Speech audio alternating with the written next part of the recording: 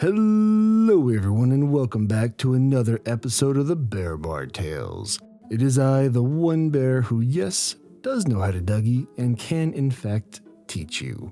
The Bear Bard. This week we have a user story submitted through the subreddit. And here I'll put a quick little reminder that if you have a story you want me to read, you can submit it through the subreddit or the Discord. I'd also like to say that if you like this kind of content and you want to hear more, make sure to like and tap that subscribe button. Every subscription I get gets me one step closer to the edge. And I'm about to break everything you say to me. Sorry about that, guys. I had a weird slip back to 2003. Our story today involves the edgiest of edgelords just trying to live his edgiest life. As in, ruin a game for everyone else while he gets to play the main character in his Twilight fanfic. While listening to today's story, let's see if you can count the red flags. Our story today is titled, Halfling Edgy Boi Makes a Pact with Former Edgelord Bard, How to Lose Your Character. Hey, first post here. First of all, sorry if I have any errors and cause it's a long one. Hope you like it. English is not my first language, and Google Translator is my shepherd. Well, this is a story that happened just over a year ago during my vacation. The last time I played RPG before that, it had been at a convention 2 years ago with a character sheet ready. You know how it is. You grow up and start to have other responsibilities.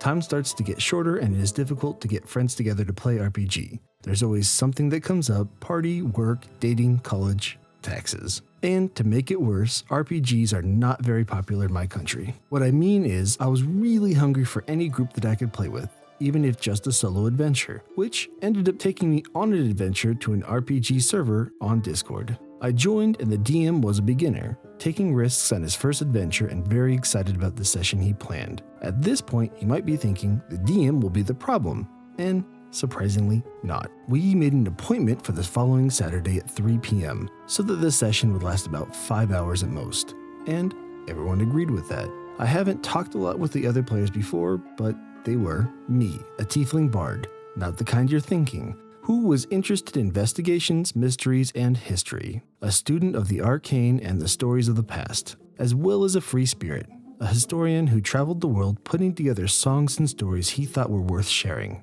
and also a trickster and gambler. Another bard, because the DM didn't tell him that we already had one. Human, I think? His first character, so the player didn't stray too far from the pattern. Probably was inspired by Jaskier from The Witcher. Orc fighter. An orc fighter and royal guard, adopted by the guard commander and raised by him with great affection for his tutor and the only family he had, alongside his uncle and current commander. Problem player. Let's call him Sheldon.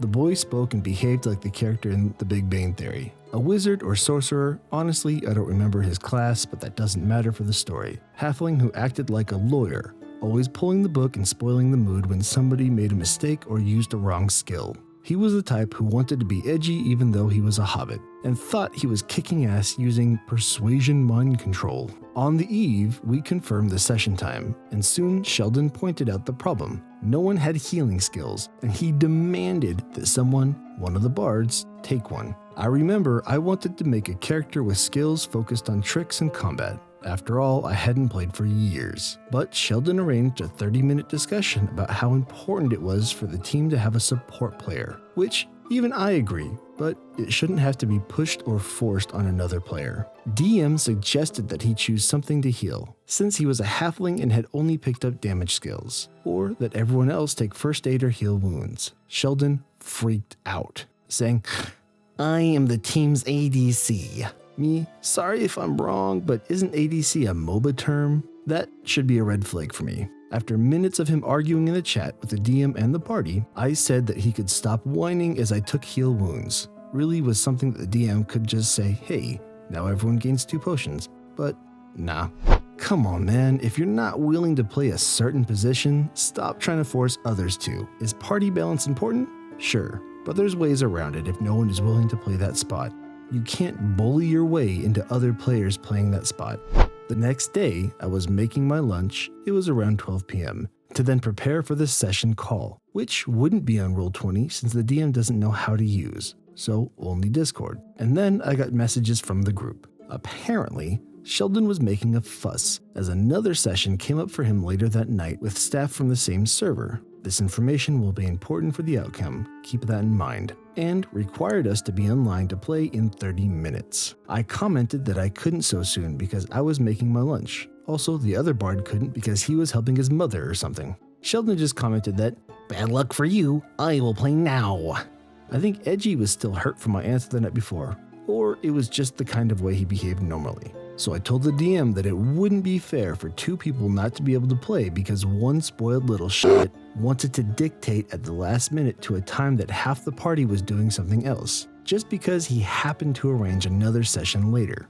The DM, trying to keep a boat that was doomed to sink before departing, suggested he start the session for the idiot halfling and the orc fighter, who was, along with the other bard, one of the quieter players in the session, and then introduce the bards in the middle of the story as soon as possible. The other bard and I agreed, but I was the only one who kept on the call, just as a listener, while doing my thing and waiting for my cue.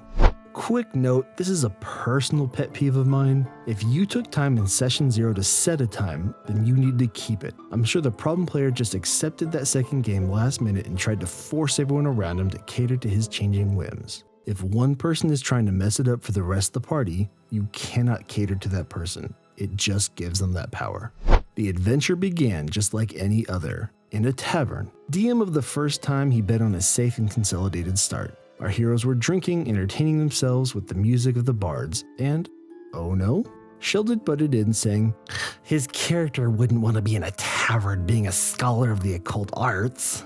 Okay, the DM corrects it, just saying they were in a tavern and asking what players were doing there. Fighter, I'm waiting for the guards to call in taking a break. Is there something wrong with the tavern? DM says no, everything is calm. Fighter says he's going to drink and talk to Sheldon. And no. Sheldon says he's in a dark corner, not talking to anyone, just analyzing people and seeing how much money the tavern keeper has or how pretty the tavern keeper's daughter was. DM says the tavern keeper has no daughter. There it is. I wait in a corner being so edgy. Sheldon. Okay, I use magic missiles at the tavern keeper and I'll take the money, threatening everyone there. He rolls, manages to intimidate people at the bar. Fighter questions if he could do something. After all, it was the city where he lived and his role was to protect it. Before the DM responds, Sheldon informs him that the intimidation check would have affected even the orc. WTF. Suddenly, more guards enter the tavern. Sheldon the Kid, the stupidest halfling in the West, tries to rob a tavern. A fight was supposed to have happened there, but no. Sheldon decides he's going to use the old mind control trick contained in the book, Persuasion, saying that I am a halfling nobleman from a distant realm answering a call from the king, and that you can do nothing against me. At the time, I was quiet. It was a first-time DM, so it's okay to make mistakes. But I need to make a comment. Persuasion with a high charisma is not the same thing as bending reality or mind control. Sheldon's story informed him that he was a nobleman from a distant land, but he did not present anything. A letter, a crest that would have made the guards believe him, or ignore that he assaulted an establishment owner out of nowhere to steal a cashier. Imagine you are a policeman. You are eating your donut in the square, until you hear a shot coming from a restaurant. People run from there in despair. You go to the place to find the owner injured on the ground, maybe dead. At the place, you see a well-dressed man with a gun putting money in a purse. This man then turns to you and says, "You can't shoot me or arrest me. I am one of the Kardashians, and I have a date with the mayor." That doesn't nullify the fact that the person is committing a crime, you know? I couldn't agree with OP more. I think this is a common thing when people are starting out. They think just because they roll high in charisma that the other characters throw out their brains. It just means they will lean in on believing you, or at least believing that you believe. You still have to give them something believable to bite off. Well, the DM followed the story, escorting Sheldon and the orc to the king's hall. And that moment, I went to take a shower and eat my lunch. Personal hygiene before an RPG, my dear readers. 30 minutes later, I came back and the two of them were on a farm fighting cultists and demons. A terrible scene. Dead peasants, dead cattle, Sheldon wanting to stab cows thinking they were possessed. And that's where the bards come in. Here I'm reminded of that Community meme where he walks in with pizza and there's fire everywhere. Apparently, the king would have sent adventurers to rid a farm of a cult that wanted to bring Baphomet to the living world.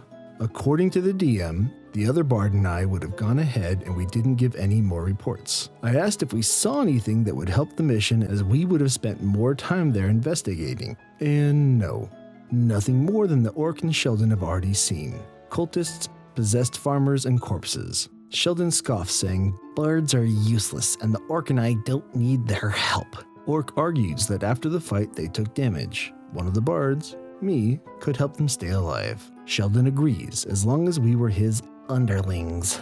I use Cure Wounds first on the orc, but it was a small amount. So in that, Sheldon, who was already injured, criticizes that I heal little. I have the character sheet to this day, and he has a spellcasting modifier of +6 based on my charisma, which allowed me to heal 1d8 +6. At this point, I stopped to talk out of the character with the DM. Me, how many days did we spend there? DM, 3 or 4. Why? Me, can I roll a d20 with investigation and see if we find any important information these days? Some different writing, artifacts, suspicious activity, secret passages? The DM allowed. I roll, I pass. We found an underground passage at the barn, being watched by a guard. That's it, a place that probably has combat and traps. We decided to go there. We face the guard, enter the tunnels. Sheldon rushes ahead in a hurry and takes damage from the traps. Traps, the best thing you can find in a dungeon with that guy. And he kept complaining that the bards don't know how to play because they aren't disarming the traps. In defense of the second bard, he seemed to be playing for the first time and was shy. While I would disarm the traps, but to disarm, I had to go before the imbecile who was advancing into the tunnels as if Wile E. Coyote on coke. Sheldon starts to get annoyed. Well, more, trying to use persuasion in the group so that we bards would go ahead as human shields and take the damage. Because we are expendable. Already rolling persuasion and getting 13 or 14. Before the DM spoke, I said that me and the others should roll charisma to see if we accept it or not. The DM accepts, and we passed, with the exception of the orc. Don't try to test the charisma of a bard, especially a tiefling bard. We, the bards, should go ahead, yes, but with more caution, while the other bard and I look for traps. I asked the orc to give us cover in case anything got out of hand, and to keep an eye on the short idiot he called his partner. Sheldon, on orc's shoulders, started trying to play him against us, again using persuasion, but this time 2 things happened. 1. The DM realized that the orc should make a roll if the halfling tried to influence him to attack us. 2. Sheldon questioned the possibility that we were possessed and instigated the orc to attack us. The orc didn't. He was lawful good. Sheldon on the sheet claimed to be neutral good. Orc, drawing my attention. How can we trust you? You could be possessed. If I were, we would have killed you when we met, and not helped by disarming the traps in front of you. We found a wounded NPC, the commander of the Royal Guard, and foster uncle of the orc. Detecting magic, we feel something, so he was very suspect. Also, he wanted to whisper something in my ear, for some reason, away from everyone else. I made a fuss, letting the matter out to everyone. I say that if he wanted to say something, he must say it in front of everyone, in a loud voice. This was no time for secrets. The NPC is silent, refusing to say anything. I didn't cure him. We left him behind, ensuring him that he would be safe if he rested in the corner. I asked the bard to watch him while we walked away. Soon, we were at a stone gate with the demonic engravings that screamed boss ahead, something the DM confirmed. I asked to go to the bathroom, since it was a boss fight and it was better that we all took a break to have a drink, grab a snack. Everyone accepted, except Sheldon, who wanted to go, I don't care. You know, in the past, I was a pretty edgy player. Drow Warlock, ASMR Barbarian, all chaotic neutral. And even though I was the BBEG of an adventure once, after the very specific reason involving a DM that ruined my character, and to continue the campaign, we had to change DM, I always understood that you can make the most edgy, obnoxious, dark, or psychotic character you can, as long as it doesn't get in the way of other players having fun and doesn't insult anyone. So I decided to make things a little more spicy. We went back and Sheldon was still there, thinking that it took us too long and he wanted to finish because his adventure was going to start at 6 p.m. It was around 3 p.m. I asked if anyone would use the characters later in some session or other group, and everyone said yes. Sheldon even said that this was his main character and that he would use him in the next session. It was perfect for me. I started to say that in my teens, we used a rule that if the character died, he was dead, and that's it. He could be revived as long as the body was intact and accessible. So I asked if they were willing to do this in order to make it more immersive. Everyone accepted, including Sheldon. That's the problem with stupid edgy players. They want to be the most dangerous and fearless characters in the party, without analyzing the details or caring about consequences. We enter the crypt. We find a deformed Minotaur Frankenstein, the kind of avatar for Baphomet created from various corpses of men and cows. And we started the battle. Me ignoring Sheldon's insults and pleas for healing, giving bardic inspiration to the fighter, the other bard shooting with a crossbow. It didn't take long and we won. Kinda disappointing as it was relatively easy. I didn't take damage, neither did the other bard. Just Sheldon, who was aimed at by the beast, and luckily came out alive, and the other orc, who was fighting head to head. Sheldon let out some insults again for not helping. I'm not a nanny or support if you're a genuine controlling asshole who just insult the others. I decided to take the Minotaur's heart and a horn as evidence and set off back without finding the orc's uncle way home. We returned to the capital, taking no rest or healing after the battle, heading straight to receive the king's glory. We arrived at court and were greeted by the nobility with suspicious eyes. In the center of the hall, in front of the king, was the uncle NPC. With a cow's head, the bastard was saying that he killed the beast alone, and that we even denied the cure. This was the truth, which I'm glad I didn't do. Sheldon was irritated, cursing as an anime character. Orc had a great debate with his uncle, feeling betrayed.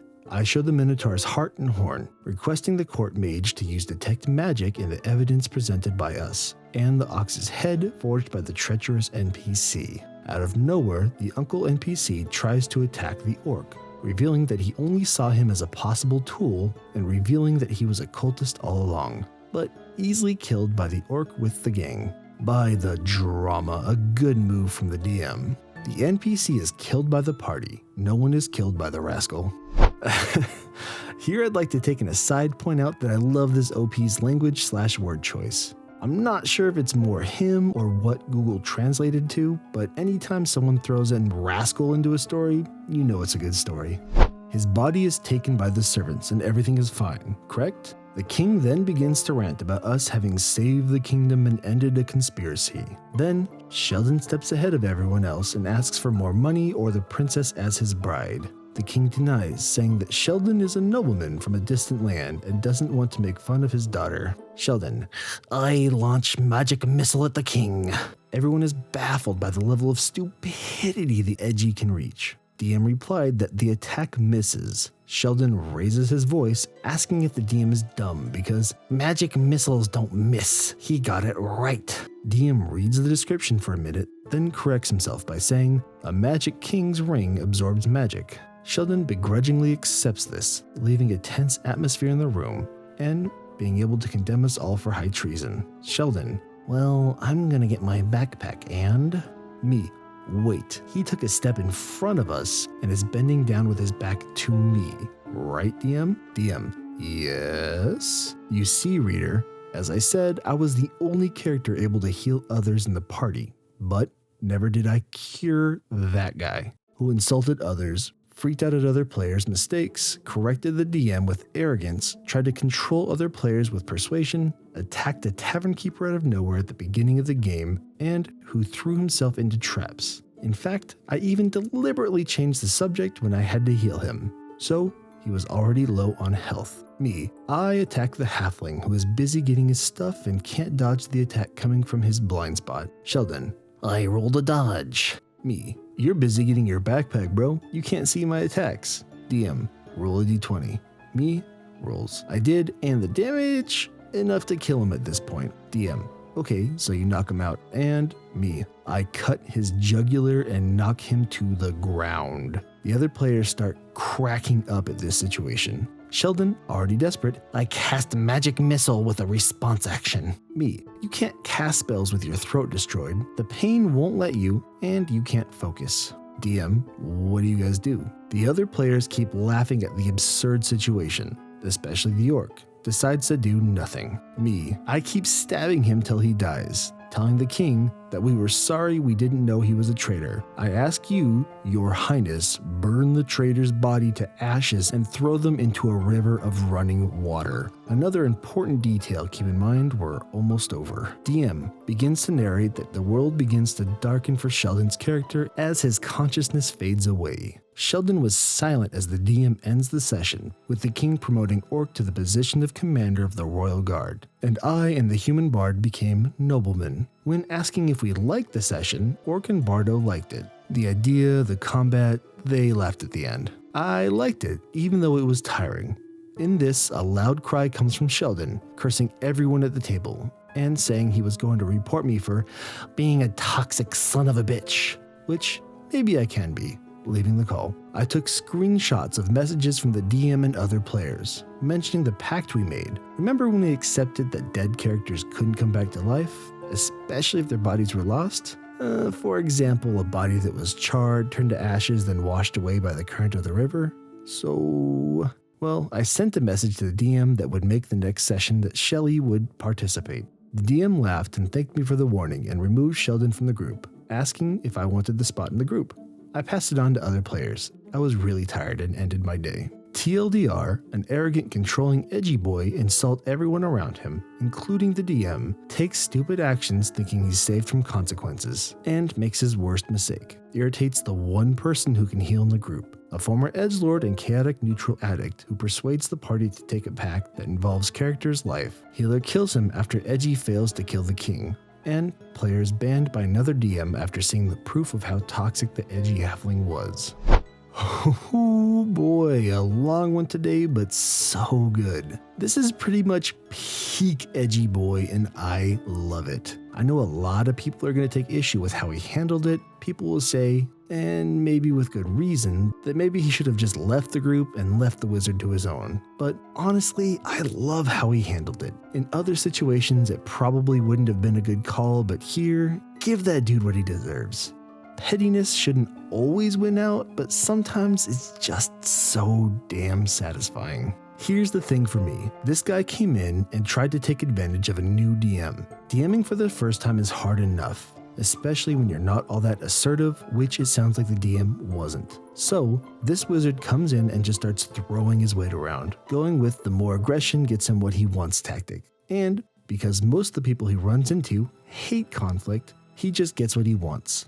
Who knows how many people and groups he's done this to.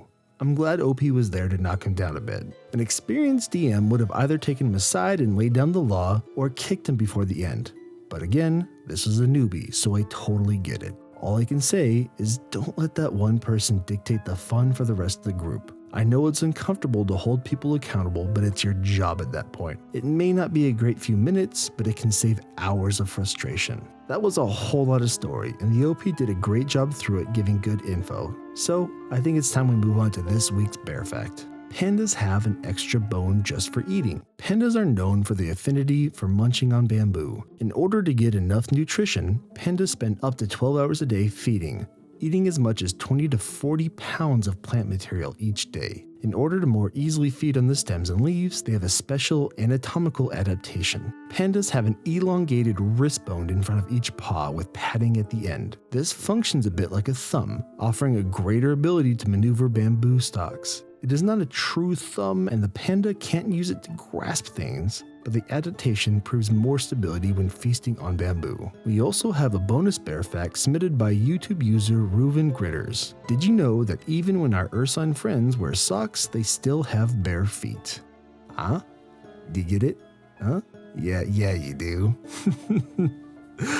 Thank you, Reuven Gritters, for that submission. We also have another piece, straight from the Bear Bard's Cave of Art and Wonders. Created by Discord user I Sell Cabbages. This masterpiece depicts myself with two titans of the space, Den of the Drake and Crit Crab, just vibing as you do. Thank you, Cabbages, for this creation. It truly made my week better. With that, I think I'm going to go ahead and call it a day. I want to thank you guys for sticking around to the end with me. If you like the story today, I'd appreciate you tapping that like button. And if you're not yet subscribed, I'd love for you to join our little growing community. We just passed over 500 subs, and I couldn't be more humbled. I love that there are so many people out there that appreciate the work I put out. I seriously just want to thank all of you. If you're wanting to connect outside of YouTube, then you can find me on Discord, Reddit, Facebook, and Twitter. You can also check out the Bear Bar Tales podcast if you're into that sort of thing. I have big plans for the podcast coming soon, so keep an eye out for that. As always, if you have any thoughts on the story today, let me know in the comments below. For now though, this has been the Bear Bard. Stay kind, stay beautiful, and keep living that bard life.